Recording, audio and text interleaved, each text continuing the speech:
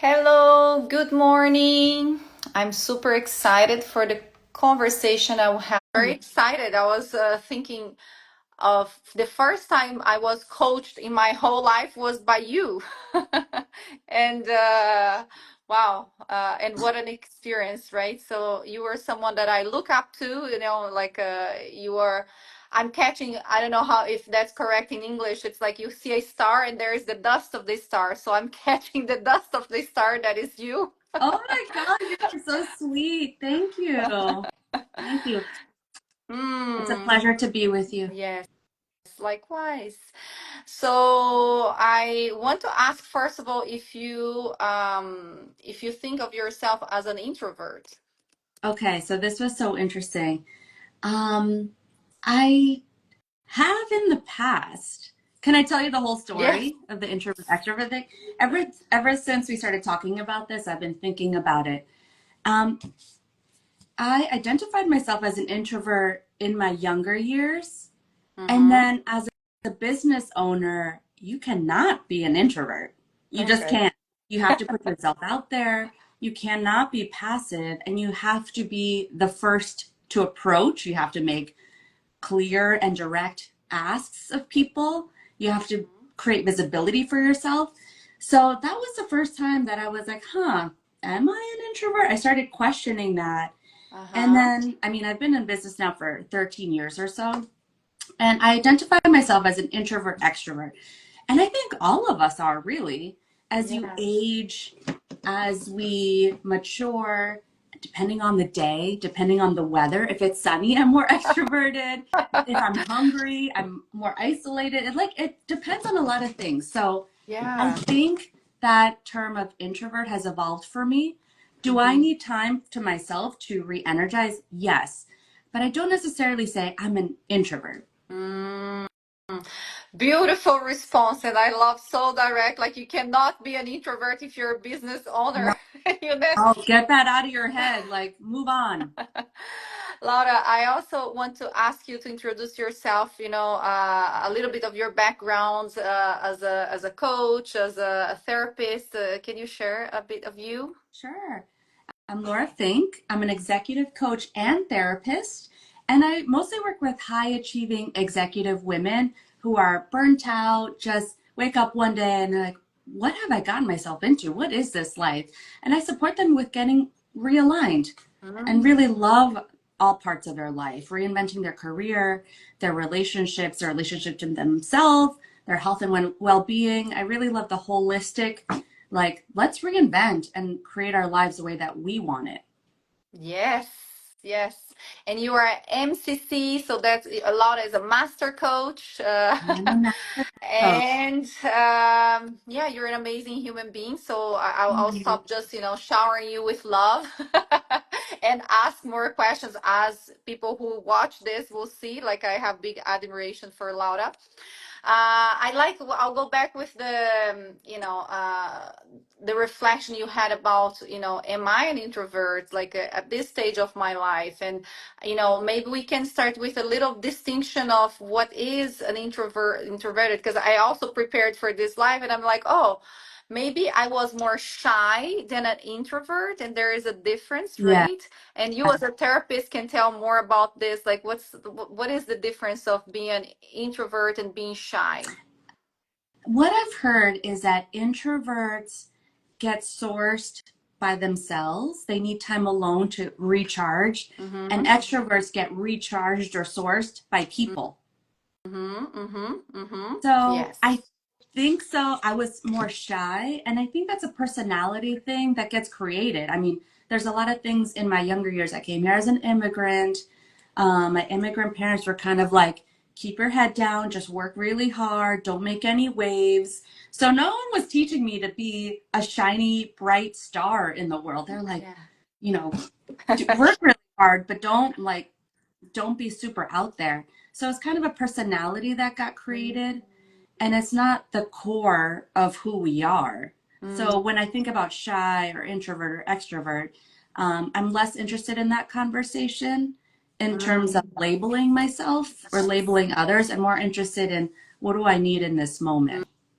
And I Yes. think I mean, probably for you too, there's sometimes that I get sourced and I know I need alone time. Like, whoo, this has been a lot. I'm overstimulated by so many people.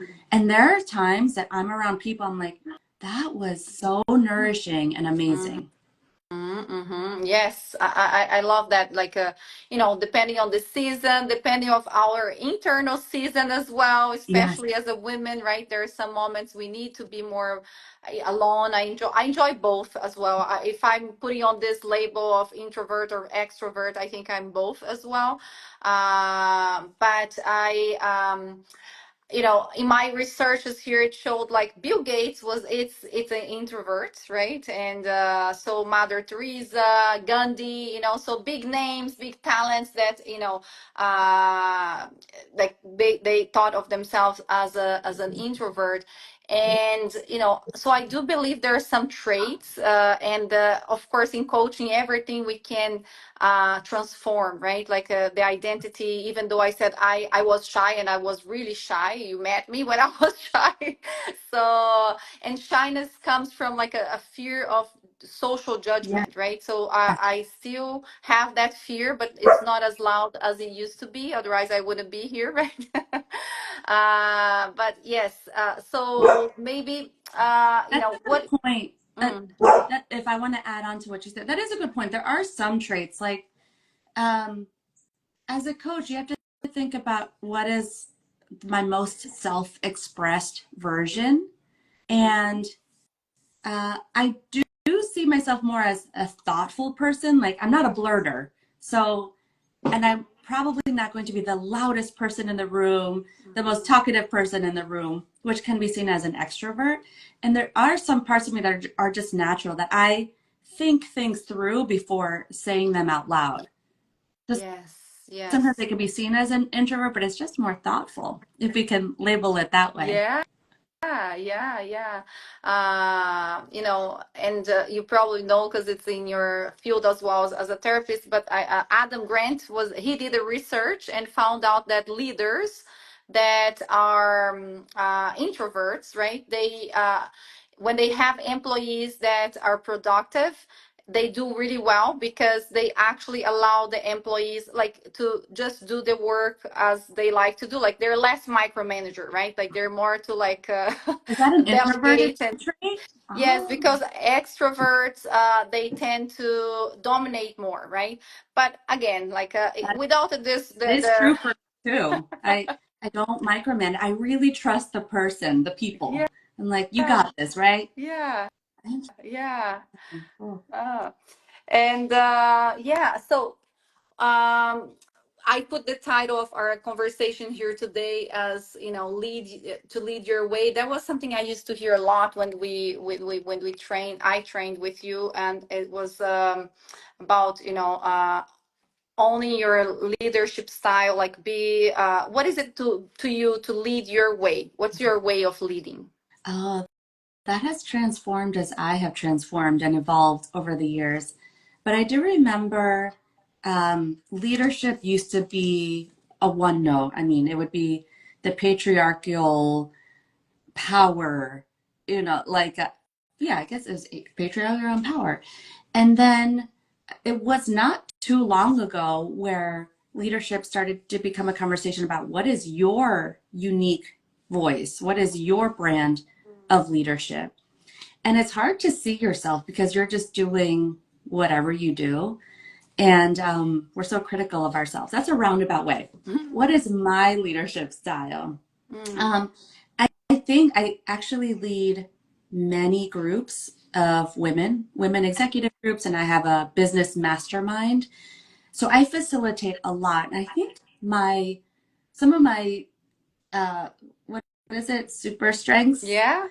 uh, is number one, I trust a lot. I just trust people and I give people a lot of room, Mm. especially as a facilitator. I've learned that the people are the stars. So I don't try to showcase like here is me, let me overperform and Mm. prove my worth. I think that's come with maturity. Mm-hmm. People love to hear themselves and talk to themselves. And people really need that space because there's no other space. So as a facilitator, I shine because I give people a lot of space and room. And it's not because I'm passive, I'm thoughtful. I can jump in if I need to generate and create more energy in the space, but I really allow and trust the people and whoever's in Mm. the room.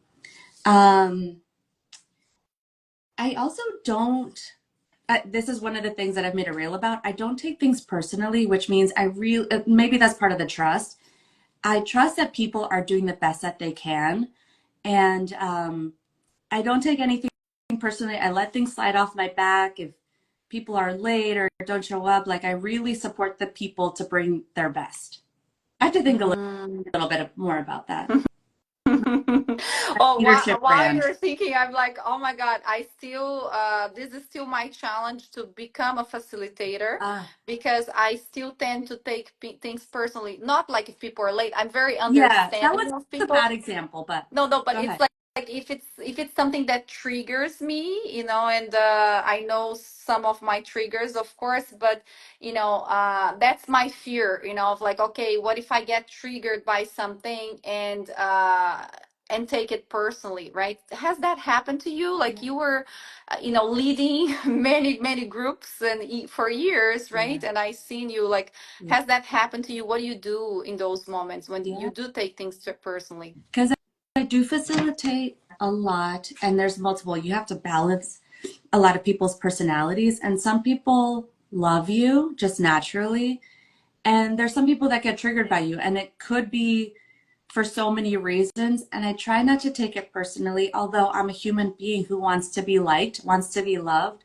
but I try not to take it personally and just rest in the fact that I know that I'm doing my best and I'm bringing my best. Mm-hmm. And if someone doesn't like it or tries to or is triggering, I can just put that down and that's my mantra. Like I know I'm bringing my best and I'm Mm-hmm. here to serve the highest good. And that's Mm, all you could really do. And then I put down the rest yeah. and let it slide off. Yeah, yeah. Wow. That's a good mantra, and in your in your core, in your mission, what you're there to do, right? Yes, To serve, right? That's to what I serve. hear, like Yeah. servant leadership, and so in your years of experience leading groups, and if we think about, the characteristics of introverts here, people who are more shy or they don't want to, you know, advocate for themselves, and or is it's more difficult for them because sometimes like it's still the belief that, before it used to be the work that it speaks for itself, now we actually have to talk about ourselves, and it's just like, Yeah. more Hard. it's hard, right? Like for some people it's harder than others. So what is the mindset shift that you seeing, helping these personalities to thrive in this, extroverted world that we live in? Uh-huh. I have so much compassion for those leaders. And they do come to me. And I think one of the biggest challenges is speaking up and advocating for yourself. And maybe their story has been, I mean, they get far. We get far just putting your head down and doing the work, but there's limitations to that.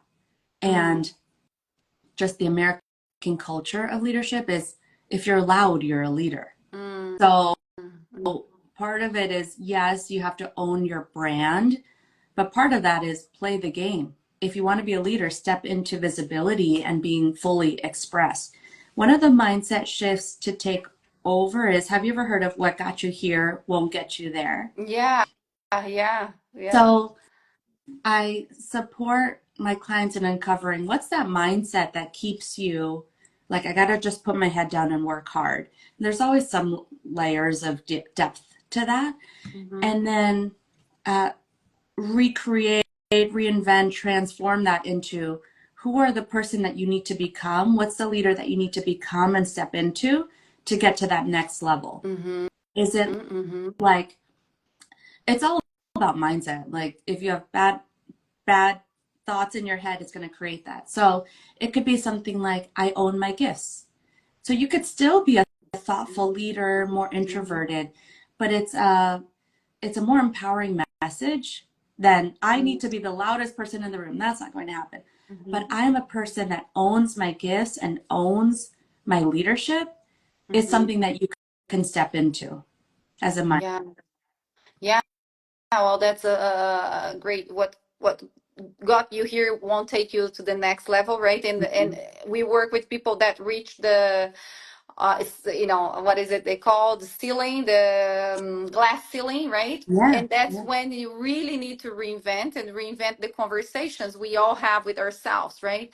And it's beautiful to hear you because you have so much of you know self-compassion or good self, like when you're leading and if something goes wrong, you're like, okay, I'm doing my best, I'm here to serve, it's not about me, it's about them. It's like having those mantras, those mindset, it's really helpful. I'm gonna go back because I skipped on when you said the word patriarchy, it got my ear. And I'm like, yeah, it makes sense because, like, I mean, it's changing, but it's still mostly men in leadership, right? So women tend to copy what men are doing, right? Because we want to fit in, right? yeah. But fitting in, it's usually not a good strategy. It can also work for a little while, but it can rob us from ourselves, right? From our authentic self. So when you were talking about you being the leader or the people that you coach, right? The women that you coach, like what are their experience in this, men dominated? I don't want to create separation here of men and women, but it's a fact, right? We Yeah. still have more men in leadership than women. Totally. So how can they show up as a woman in a workplace and only the difference, just as like extrovert introvert, there are many other differences that exist, right? And yeah, and we can do our work to change some traits, to cultivate new mindsets, but there are things that are just different, right? That is just what it is. So what are your coaching strategies for your leaders? Oh, great question. Let me think about that for a second because I have women who are with other women. I have some women leaders that are the only woman in the room, and it's tough. It's still tough. I don't believe that um, we just talked about authentic leadership voice. I Mm-hmm. mean, that's true to a certain extent. Like, I'm leader Laura is different than mom Laura, is different than wife Laura. So Mm-hmm. I'm not going to be, and that's authentic in each space. So you have to define what's authentic for me and will get me ahead and will have me be heard and will get me to where I need to be. It's not just about, I get to be authentic wherever I go. So it's just Yeah, oh, I love that. strategic and intentional. So you have to know what's the work culture? Where can I create some alliances? Where can I be more I think being self-expressed is the most important thing versus trying Yes. to align like everybody else. Where can I get my voice heard? It's Uh-huh. still very much the boys club in a lot of places. And there's part of playing the game, part of speaking up for yourself when you have the opportunity.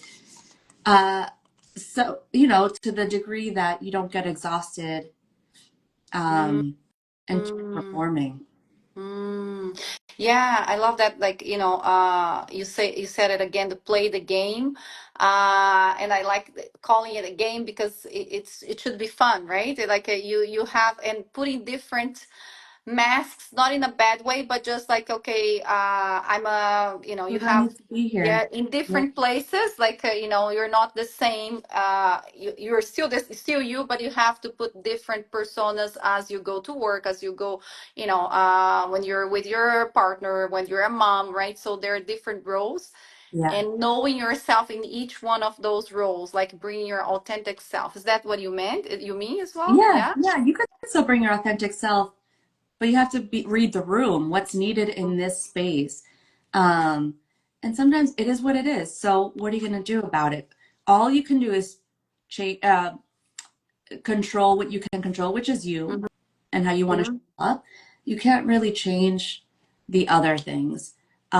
And if you don't like it, if it's that much of a mismatch, which sometimes happens, you have to leave. If there's not a cultural alignment or it becomes too toxic or that game just Mhm. feels gut wrenching, you have to leave. Yeah. Go find a place that will nurture you and be in alignment with who you are. Yeah. I love this expression. We're not trees, right? we Yeah. can we can just get ourselves up and go to a different place if it's not working for you, right? Mm-hmm. And of course, I understand like some clients have concerns, like but we can come up with a plan, right? Of So course. that it's safe to take a risk. Like it's not just like, okay, I'm leaving, bye. Yeah, of course. It's But calculated risk. Like you have to assess. I mean, we have bills to pay, we have things to do, we have career aspirations. You have to kind of put everything on the table and say, is this worth it? Or can I move? And then what's the plan? mhm. Mhm. So I'm gonna tell you, like I have had one client recently that I realized afterwards, I was like, oh man, maybe I was,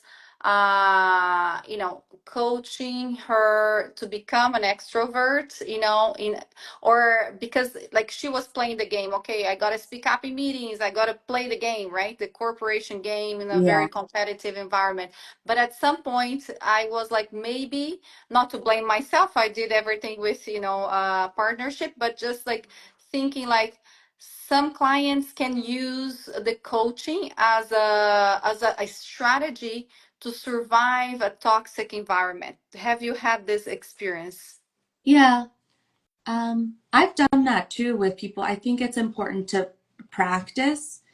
Like I said, it's an internal process versus a verbal processor. A verbal processor does get noticed more. That's just the corporate way. It's someone who's louder and speaks a lot. Um, I think what's important for her is what's the why? Why would I practice that? To Mm-hmm. play the game, maybe, but is it because I want to feel, again, I think what's important is feeling self expressed. So, do you feel self expressed? Mm. I would ask that question. Do you feel self-expressed? Like that's the most Hold on a important. second. Let me Yeah. just Maui, you're under the table. Like, what's going on? My little puppy is, my dog. She's and my protecting us dog is under the by table, barking like at nothing. ears up. Like, Yeah, what's happening? yeah. So okay, so yeah, I've done that like practice. I in the beginning of my transformation from introvert to like let's let go of that conversation. You just have to practice blurting and Mm-hmm, saying what's mm-hmm. there. And maybe for the people who blurt and are verbal processors, I've told them like be thoughtful about what you're about to say and have some intention versus just saying whatever comes out. Mm-hmm, mm-hmm. So prepare like what's you gonna say and be calm. It's not even prepare, it's just what's the bottom line? What do you want to communicate? Mm, mm-hmm, mm-hmm. But What's for the the introvert, yes? I say communicate everything. Whatever comes to mind, say it. Practice Uh-huh, so uh-huh, uh-huh. that you can have range as a leader. Mm. Yeah, yesterday I was leading a group and I was actually sharing with them the moments of my syndrome that at the time in the when I was being trained with you by you, I wasn't aware that was imposter syndrome. So my strategy was just to stay quiet. If I stay quiet, nobody knows that, my English is not as good enough or I'm not a good enough, and all of that conversation. And then the results come and we're like, oh, surprise, might be luck, I got lucky. Yeah. So it's really about expressing yourself, like putting your voice out there and what about if the person doesn't like that? Like, because it's normal that like it's uncomfortable. It's something new, right? Especially for quiet people. Like they don't want to talk. They don't want to say something that was already said, or they don't want to, Mm. again, being judged, right? Like, was this a smart thing that I said, or what do they do? Another, those are self limiting thoughts. So, first, as coaches, we bring the subconscious thoughts to consciousness. So, like, oh, the fear of judgment or we don't want to repeat stuff, or we don't want to sound like we're just adding fluff. Because a lot of introverts look at extroverts, they're like, why are you saying all that? That doesn't make any sense. And why do you keep talking? We have some judgment about it. Yeah. Rather than having judgment, put that down because that's not useful. Focus on how can I add value and not judge it. Mm-hmm, mm-hmm, Put mm-hmm. down the judgment and just say the thing. Remember, it's just a practice. Another mantra that I have is that I had to practice in leading the rooms, the coach training rooms, is I don't know if this is right or wrong, but I'm going to say it anyways. And now that's become such a habit that I trust myself. I don't know that it's right or wrong because I don't have a judgment about it. But if something comes into my heart, my consciousness, my intuition, I feel more free to say it because it's of years of practice. I don't care if it's Mm-hmm. right or wrong. I'll say that one more time. Let go of the right or wrong. Or is this valuable enough? Or am I repeating? I'm just like, if I think it, I'm going to practice saying it. Yeah. So that's how you like to put the judgment down, like the Right. right wrong lens that yes, we have it, right? We use it to ourselves and to others as well, right? So when people are taking space in the room, we're like, oh my God, this person's talking too much and it's saying no sense and da da da Yeah. da da da. Yeah. Yeah. So Rather than focusing. getting triggered by that, take ownership and you put in, you say the things. It's tough. Mm, It takes time and practice and intention. yeah. Yeah. Hmm.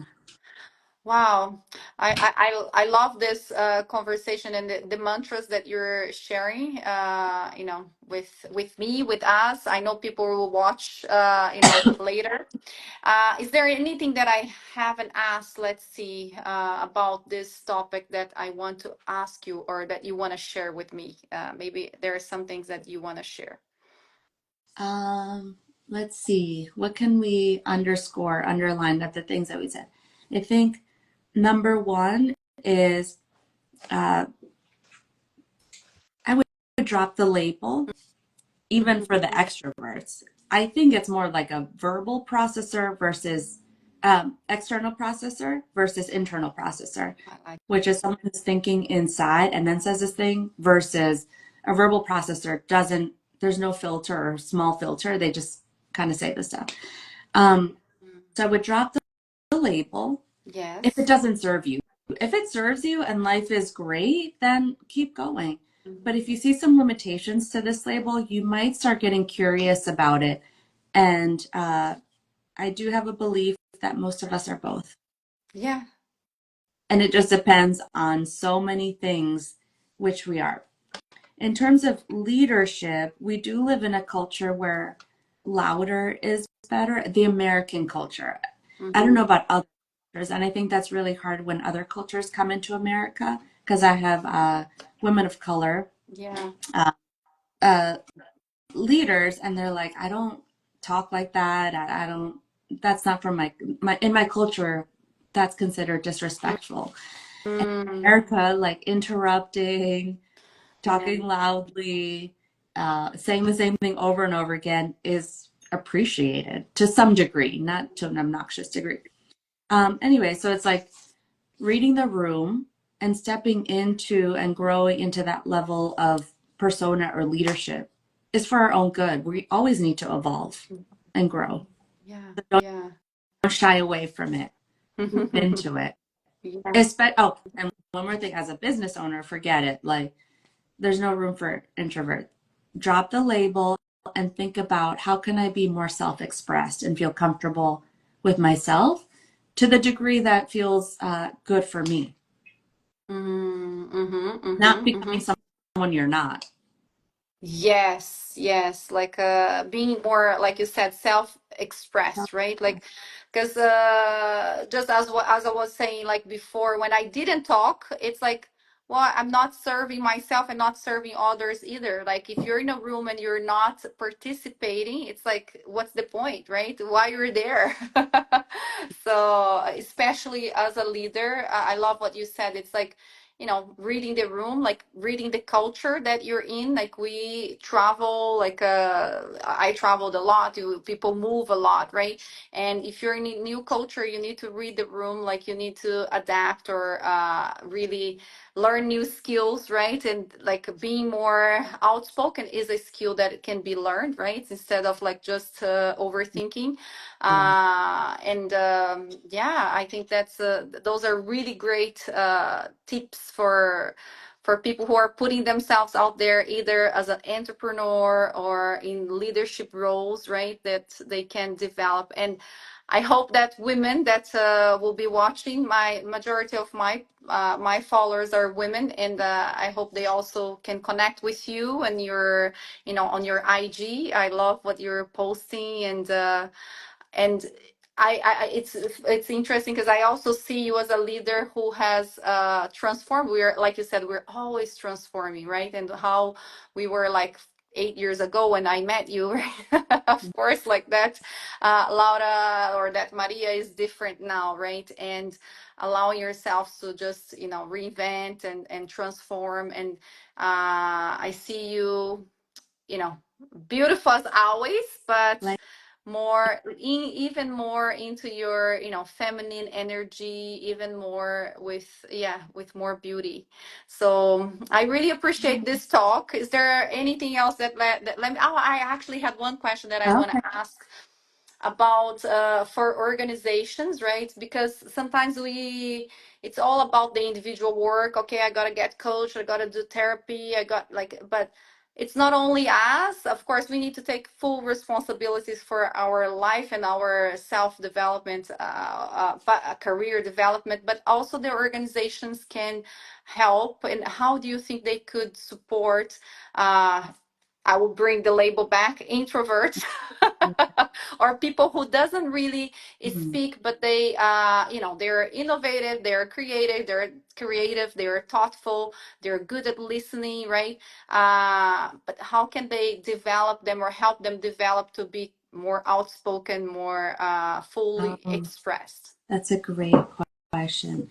Depends on the industry and the culture. But if moving into that space is too much of a jump, I would at least create some alliances or people that will advocate for you. That could be the next. Mm, I wouldn't recommend doing that for forever, for the rest of your leadership life. But the next step just might be, who are the three people that believe in me, support me, and will advocate for me very loud, and create alliances with them. wow, that's great. Yeah. And then Mm, they will spread the news about how good you are as you're learning and developing to be your own advocate. mm. That's gold. Thank you. So yes, networking, creating alliance, right, with Mhm. people who you aspire to be, just like I'm doing here. Who will build you uh, up and carry you. Again, I would want people to stand on their own yes. and advocate for themselves, but that's a big jump. So focus on partnerships. Yeah, and it's okay to ask for help. It's actually good, right? Like we build trust when we're asking for help. So create those alliance, and so people can talk about you. That's a great advice Mhm. uh, from your experience. So I think we can start closing. If you don't, don't, do you have anything else? No, I Because you think had this was some. great. You had great questions. It's great to be with you. It's a cool topic.